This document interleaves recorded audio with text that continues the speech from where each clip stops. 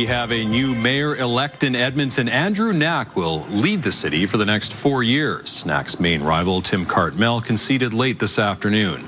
With the hand count of ballots, results are still coming in, but here's a look at the latest numbers. Knack in first place with about 71,500 votes. Cartmell in second with about 55,000. And former councillor Michael Walters in third with about 22,000 votes. Now, Andrew Knack gave a speech to supporters and media just a couple of hours ago at his campaign headquarters. CTV's Jeremy Thompson is there now. And Jeremy, what was Knack's reaction when hearing the news? Well, of course, he was very excited, and why shouldn't he be? It's been quite a year for Andrew Knack. It was just last September when he said he was stepping away entirely from city politics. Today, he found out he will, in fact, be heading back to City Hall with more responsibility than ever as Edmonton's mayor. Now, he made his victory speech this afternoon, flanked by his parents, Richard and Margaret, and attempted to explain or describe why his campaign succeeded despite such a stark disparity in fundraising. Be in front of Edmontonians in as many different ways as possible, but it's that face-to-face, it's that over the phone, it's the replying directly to emails.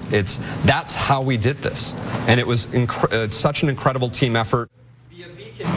Now, we likely won't know the final fundraising numbers for a few weeks, but Knack's main rival, Cartmell, raised at least 5 times as much money as Knack did. The mayor-elect says his priority is to sit down with the new council as soon as possible to discuss a shared vision to tackle major issues they all heard about at the doors, like safety, affordability, and keeping up with population growth.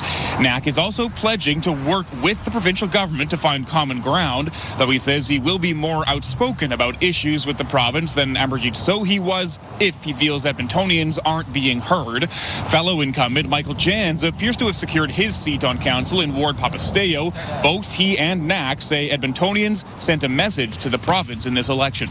It was a rejection of the parties. It was a rejection of the big money. I think it was a rejection of Danielle Smith and the UCP. I think people saw this as a way that the premier was trying to get her tentacles into Edmonton, and just like she's been messing with the teachers and messing with healthcare, people did not want her messing with City Hall.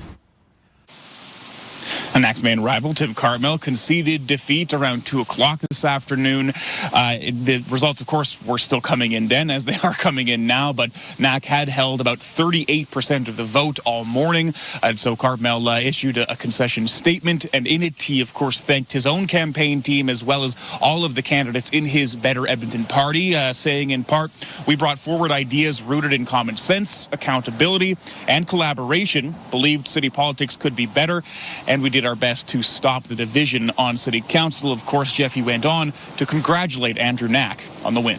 All right, Jeremy, thank you.